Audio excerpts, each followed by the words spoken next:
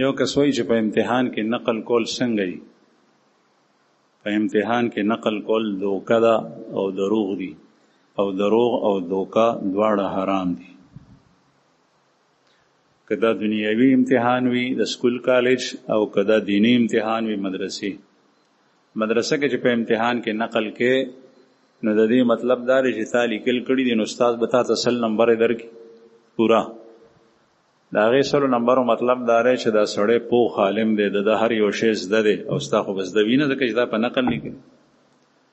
نو هغه تا سره یو قسم ته د ممتحن د طرف نه سند دی چې دا سړی د دې قابل دی چې دنه د مسلې تپوس کوي، چې دې تاسو ته څه ښایي په هغې باندې عمل کوي. او دا غریب خو مسکین خو پوی دی نه، نو دی چې خلکو ته ښایي نو غلطې به ښایي، نو دین به غلط خورئ. نو دا دوکه ده، دروغ دي، او د دین د غلط خورولو بیله ګناه ده. او که چېرې دا سړی د دنیا امتحان ورکوي د سکول کالج، نو یا ډاکټر دی یا انجینیر دی یا بل شی دی. مثلا ډاکټر دی، نو امتحان کې نقل وکړو، امتحان یې پاس کو په ښو نمبرو، او دته سرټیفیکیټ ملاو شو، او دی پوهېږي نه، نه په سرجنۍ پوهېږي او نه په بل یو کار باندې پوهېږي. نو دی چې کله کلینک کې ودرېږي یا هسپتال کې ودرېږي، پوه نه دی، نو د دې دا مطلب شو چې دا هر څه لوستي دي. دا دروغ دي او دوکه ده، او دا حرام دي. د دې نه ځان ساتل پکار دي. یو کس وایي چې د نکاح نه مخکې چې کومه جینۍ کړې ده، کویدن کړې ده، نکاح لا نه ده شوي، د هغې تصویر کتل څنګه دي؟ تصویر کتل ښه شی نه دی. البته رسول الله صلی الله علیه وسلم فرمایي چې نبی کریم صلی الله علیه وسلم یو صحابي ته وفرمایل چې رشته دې وکړې، او یا رسول الله وی جینۍ دې کتلې ده؟ وی نه. وی چې کتلی دی نو ښه به وه، ستاسو په منځ کې به محبت ډېر. نو کتل جایز دي، لیکن کتل داسې نه چې د جینۍ پلار ته ووایې چې زه ستا لور ګورم، هغه به ته ودرېږه زه ستا خبره اخلم زه زما لور ګورې. داسې بې ګورې چې د هغې پام نی، او دغه زنانه چېرته وه، نو تا مثلا په ود کې وکتل، هغه دې ولیده، په غلا غلطۍ سره یې وګوره. دغه وخت کې د غلا غلطۍ سره دا کتل یو نظر دا جایز دی چې رشته یې کې ستا خوښه شوه، اوس یې وګوره. تصویر ټیک شی نه دی. یو کس وایي چې ډېر وروڼه حج ته روان دي، د حج د احکاماتو بیان وکړي. دا داسې ځای ته لاړ شئ، تربیتي پروګرامونه د حج متعلق کېږي. زه خپله ټیک نه یم، نو مخکې به دلته کېدو. داسې ځای وګورئ چې کوم ځای کې عالمان تربیتي پروګرامونه کوي، نو چې څوک حج ته ځي نو هلته لاړ شي، دا زده کوي. یو کس وایي چې د عاملانو نه د خپل مستقبل باره کې حالات او معاملات تپوس کول دا څنګه دي د دین په رڼا کې؟ د دین رڼا دا ده چې د مستقبل باره کې چاته علم نشته. علم غیب صرف او صرف الله ته دی. توتی مارغه دی، په هغه باندې فال استل، عامل باندې خپل مستقبل معلومول چې زما حالت څه دی، نو قریب ملاو شي که نه، دا علم غیب دی. او د غیب و علم صرف او صرف الله ته دی. که یو سړی دا عقیده چې ما ته دا سړی غیب ویلی شي، د رسول الله صلی الله علیه وسلم په زمانه کې، د جاهلیت په زمانه کې به یې دته کاهن وی، کاهن، ساحر، جادوګر او کاهن د مستقبل حالات به وي، د الله رسول سخت طریقې سره منع فرمایلی دي او حرام دي داسې کس ته تلل. یو کس وایي چې یو سړی دی ملازمت کوي، تنخوادار، خپله نیمه تنخوا بل کس ته ورکوي، او ډیوټي خپله نه کوي، او ډیوټۍ ته هغه بل کس استوي. داسې څنګه ده؟ دا نه ده جایز، حرامه ده. ته چې ملازم جوړ شوی، نو هغه ادارې په تا باندې اعتماد کړی دی، په بل چا باندې نه. نو بل کس چې کوم دی، نو هغه نشي است.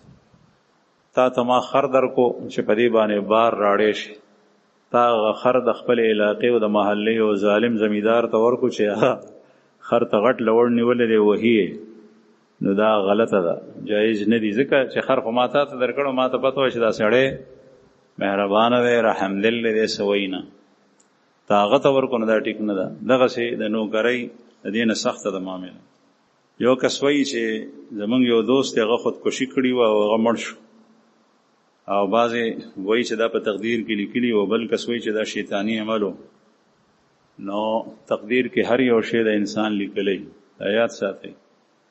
لیکن د تقدیر مطلب دا دی چې ما او تا ته د کار نه پس پته ولګي یو سړی ځان ووژلو نو موږ ته پته ولګېده چې دې سړی ځان ووژلو.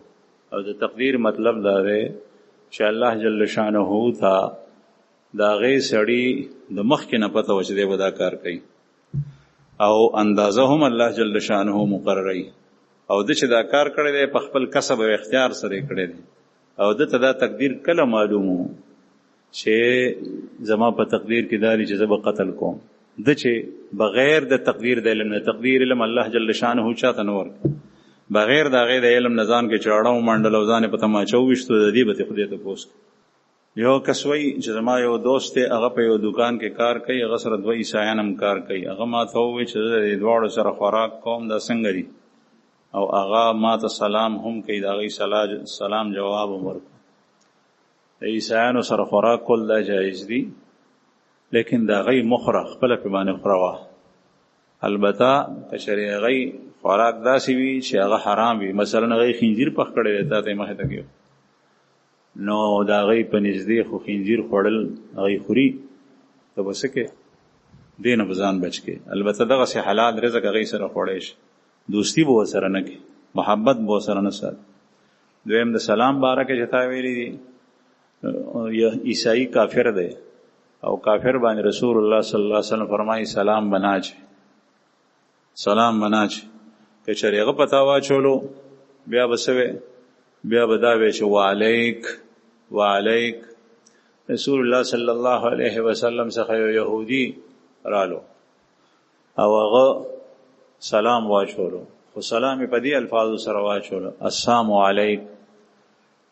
دا بعضې خلک وایي السلام علیکم، نو سام لفظ یې وی السلام نه، نو رسول الله صلی الله علیه وسلم ورته وفرمایل وعلیک.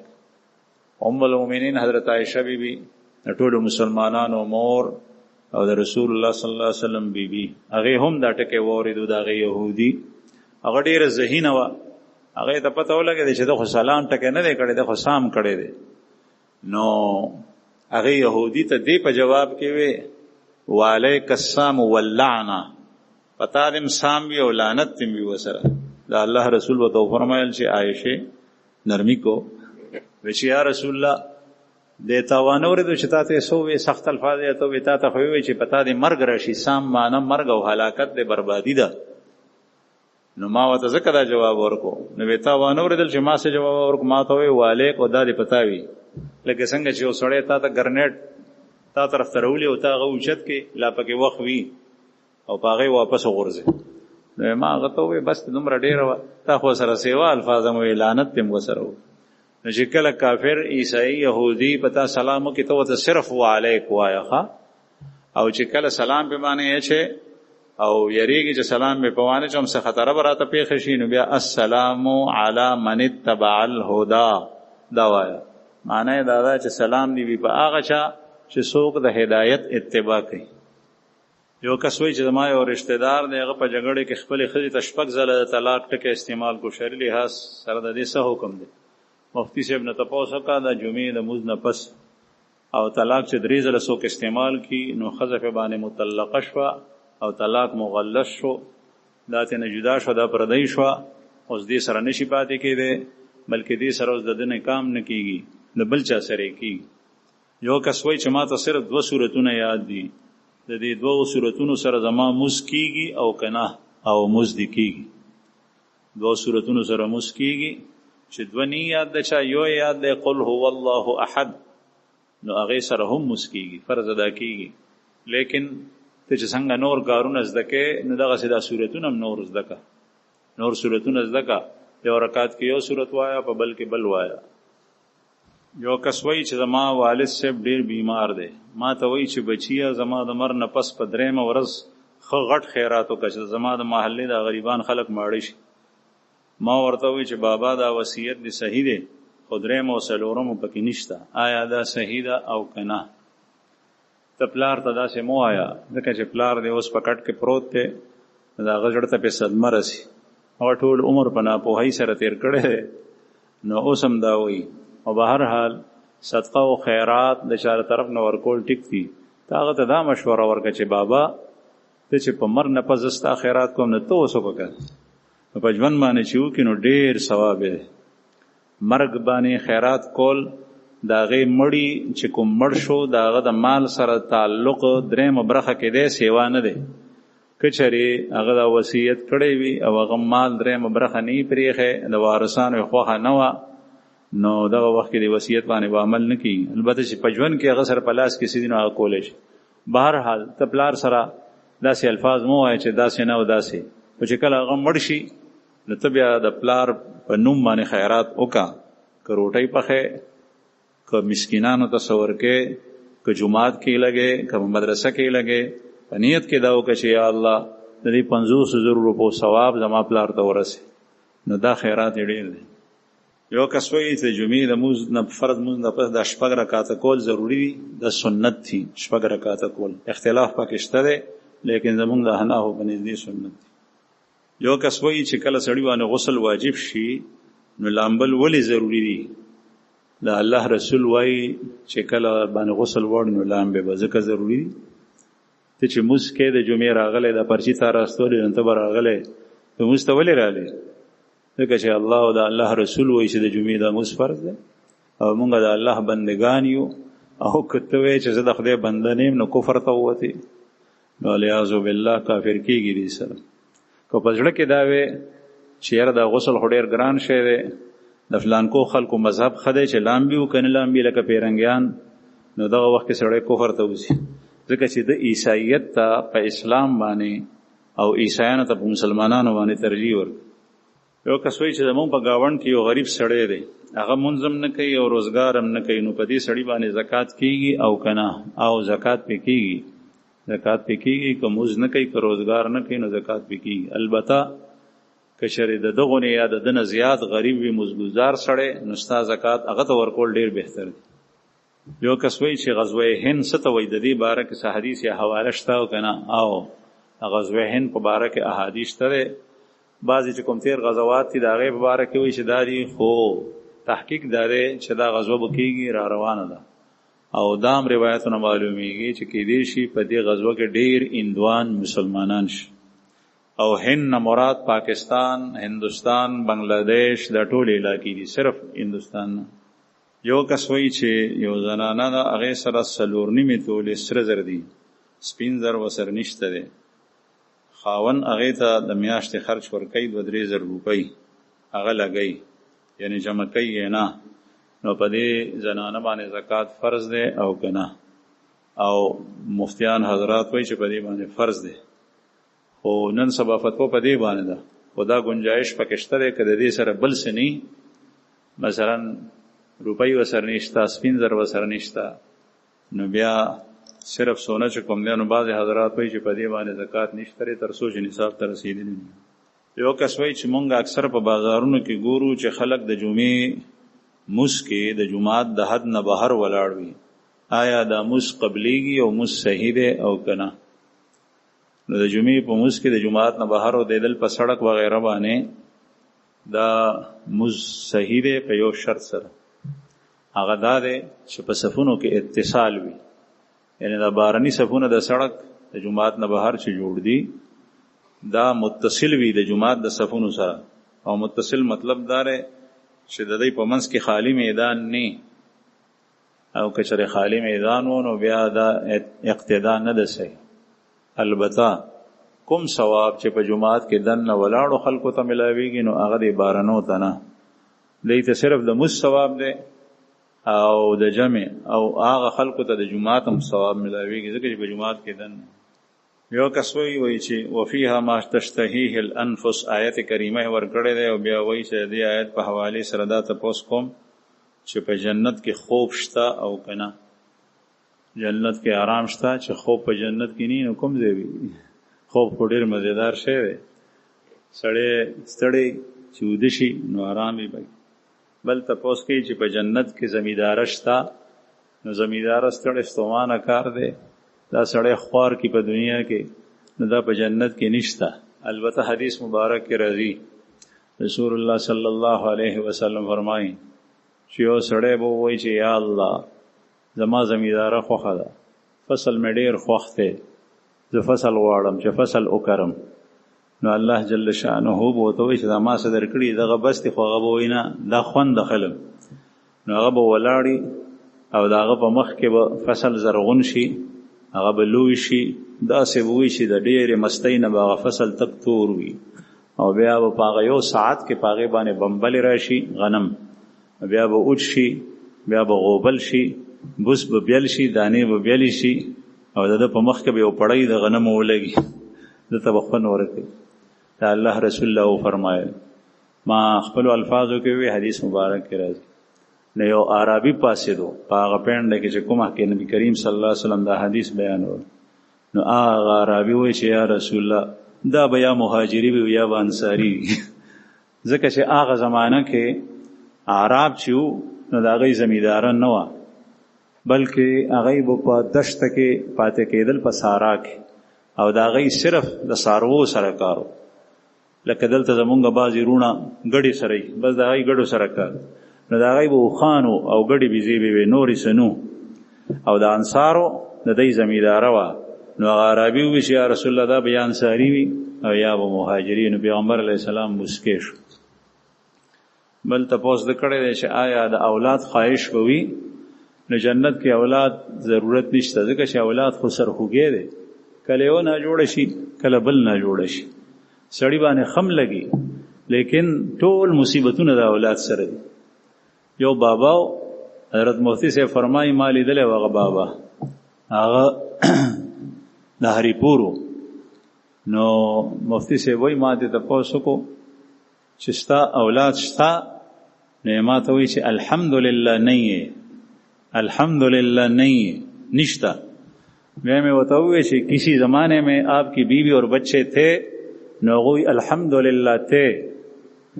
نوتی سے بھائی ما بتاؤں کہ الحمدللہ تھے، دا خو ټیک شوه چې ښځه دی و بچی دی په دې باندې شکر وباسي ځکه چې دا نعمت دی. لیکن تا ډومبی ووایي چې الحمدلله نه یې، شکر دی نشته دی، دا دې څه پورې و؟ هغه ورته وایي چې وایي کله و نو د خدای نعمت و، ښځه وه بچي و، او چې کله نشته دی نو هغه مصیبتونه نه خلاص شوم. کله به راته ښځې وی ټماټر راوړه، کله به وی ټیپر راوړه، کله به غوړي ختم شوي دي، کله به اوړه ختم شوي دي، نو بل کار به مې نو په اوږو مې تروړه پرته وه، یا دا وړو ډبې مې لاس کې وتلم راتلم بل مې هېڅ نشو کول. او بچي به کله یو بیمار او کله بل بیمار، نو هغه ټول مړه شوي دي، ښځه مې مړه شوي ده، نو د هر څه نه خلاص. او په جنت کې به دا خواهش که څوک وایي نو د دې غوښتو ضرورت نشته. البته بعضې روایتو کې راځي یو کس وایي چې دا نومونه ما لیکلي دي، دا راته ووایه چې په دې کې د صحابیاتو نومونه شته او که نه، او په دې کې کوم یو نوم ډېر ښه دی چې هغه کېدو په ماشوم باندې. رباب، شموس، بریره، سودا او ام صوبات. په دې کې بریره او سودا دا د صحابیاتو نومونه دي او دا نور نه دي. ام دا سودا رضی الله عنها دا د پیغمبر علیه السلام بیبي وه، او حضرت خدیجه رضی الله عنها چې وفات شوه نو رسول الله صلی الله علیه وسلم دې سره نکاح شوي وه، دا کونډه وه. او دا بریره دا د پیغمبر علیه السلام د بیبي د حضرت عایشې رضی الله عنها وینځه وه. د دې حدیث په بخاري شریف کې تقریبا 2 ځای راغلی دی. دا دواړه صحابیات او دا نور صحابیات نه دي، خو جایز دي. یو کس تپوس کې چې صلات و تسبیح په دواړو قاعدو کې د تسبیح ویلو حکم شته او که نه. د صلات تسبیح 2 طریقې دي. یو طریقه چې کومه د عبدالله بن مبارک صاحب نه روایت ده، په هغې کې په قاعدو کې تسبیحات نشته، او بله طریقه کې شته. یو کس تپوس کړی دی چې 4 رکعاته نفل سړی کوي، نو په 2م رکعت کې چې کله په رکوع باندې کینی، د په رکوع باندې کیناستل لیکلي دي، رکوع باندې نه کینی، قاعده باندې کینی. نو عبده رسولو پورې ویلو نه پس درود به وایي او که نه. او چې کله 3م رکعت ته پاسي نو ثنا سبحانک اللهم به وایي او که نه، او سوره فاتحه. نو فرضو کې داسې نشي کولی، البته په نفلو کې داسې کولی شي، بلکې بهتر دی چې 4 رکعاتو نفل ته نیت تړلی، نو 2 رکعاتو کې کینې، تشهد ووایې او درود ووایې، دعا ووایې، او بیا الله اکبر ووایې پورته شي، او بیا 3م رکعت کې سبحانک اللهم او تعوذ او تسمیه او سوره فاتحه.